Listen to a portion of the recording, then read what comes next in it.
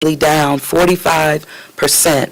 Comparing this past week, July 30 through August 5th, to the previous week of July 23 through 29, there were fewer total crimes against persons, including murders and non-fatal shootings in the city of New Orleans, as well as significantly less property crimes. This is exactly what we want to see.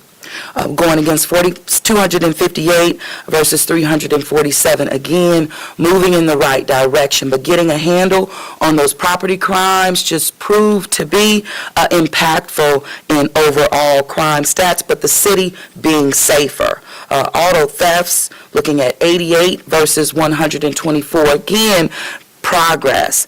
And vehicle burglaries. This is another area of 40 versus 94. So again, steadily seeing progress, moving in the right direction, which means the city of New Orleans continues to be safer. That doesn't mean that our city didn't see any impacts on a violent crime in our city. I always acknowledge the impacts. And of course, always thinking about those victims in our city as well, but making sure that we're staying laser focused on public safety across the board. Library shooting, just wanted to touch briefly on that. You know, our libraries have been a place really of refuge, of course, for literacy and activities and programs, but our ability to meet our people where they are and to keep them safe, make them safe, is a priority for the city of New Orleans. You know that on Saturday, August the 5th, a security guard, Pinnacle, a security guard stationed at our New Orleans Public Library, our main branch, was involved in an altercation with a patron. The situation did escalate and ended with the guard firing her weapon multiple times outside of the building, striking the patron, suffered multiple gunshot wounds and was taken to the hospital and is in critical condition. That's my latest update on that. I do know that the security guard has since been terminated by Pinnacle.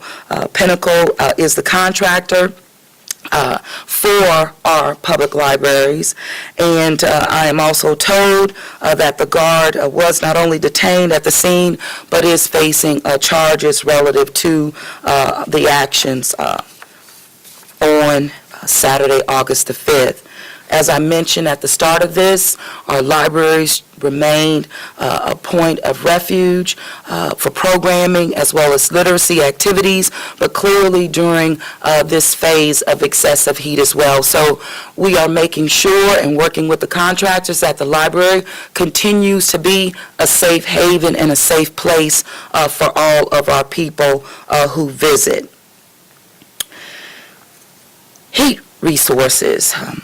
As you know, on yesterday, I did sign an emergency declaration for the ongoing and unprecedented excessive heat throughout our city, which we're told will not or no end in sight, but we have extended and moved forward with this emergency declaration, ensuring that resources and services are in place by the city of New Orleans and looking through August up until October 1st, 2023.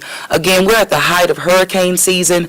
We're not taking anything for granted. We're being proactive at every turn, and the safety of our citizens are the top priority. And I will do all that's necessary to protect and to keep our residents safe and visitors safe during this time, and as always demonstrated here in the city of New Orleans. We saw even in Boston, as well as in Philadelphia, they have also declared emergencies for excessive heat. We do anticipate other municipalities following suit simply because it is a threat. We are in a crisis, not only in New Orleans or Louisiana, but throughout the United States of America. And again, record temperatures throughout this summer. We're paying attention.